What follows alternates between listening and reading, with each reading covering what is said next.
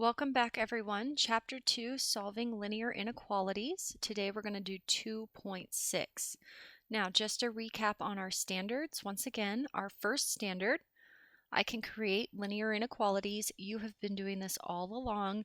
These are your level 4 questions where you're writing the linear inequality and then you're solving it.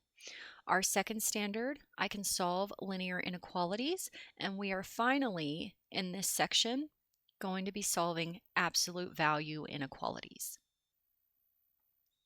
2.6, solving absolute value inequalities. First of all, an absolute value inequality is an inequality that contains an absolute value.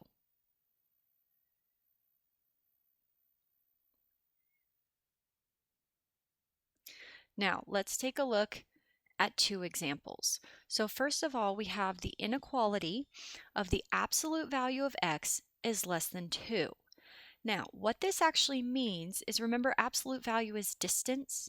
So this means that the distance between x and 0, and the reason we're saying 0 is because there's no other number in here. If I had like x minus 3, then it would be the distance between x and 3. But there's nothing here, so the distance between x and 0 is less than 2. So if I take a look at 0 on my number line, the distance from 0 has to be less than 2. So I could go to 1. I could get close to -2, but not there because it has to be less than. I could go to 1. Sorry, that was -1. I could go to +1. Anything in this kind of zone between -2 and 2 has a distance from 0 of less than 2. I only have to go out 1. I only have to go out 1.5. I only have to go out 1.6. So the graph of the absolute value of x is less than 2 is the graph of the compound inequality of x is greater than -2 and x is less than +2. So do we remember in the past when we were solving absolute value equations that you could get rid of the absolute value bars essentially, and you could say that x equals 2, but you could also say x equals -2. Okay, so that's essentially what we did. We have our x is less than 2, but we also have x is greater than -2.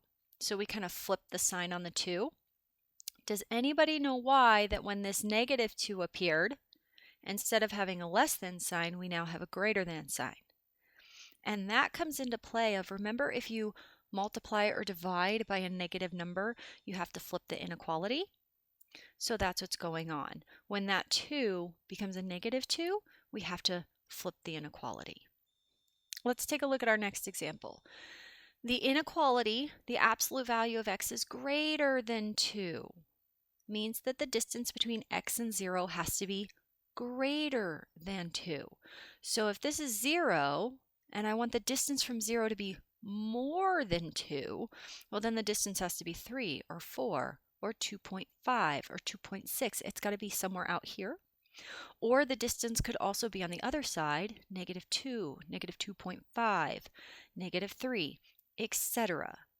Now, over here we had an intersection with an and. Over here, this is not an intersection. This is a union. So the graph of the absolute value of x is greater than 2 is actually the graph of the compound inequality. X is less than -2 or x is greater than 2. Now, once again, if we have an absolute value, we can essentially drop the absolute value bars and we have x is greater than 2. Well, that's sitting right here.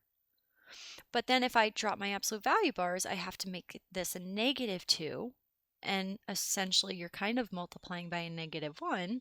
So then you have your -2, but you have to flip the inequality sign. So x is less than -2.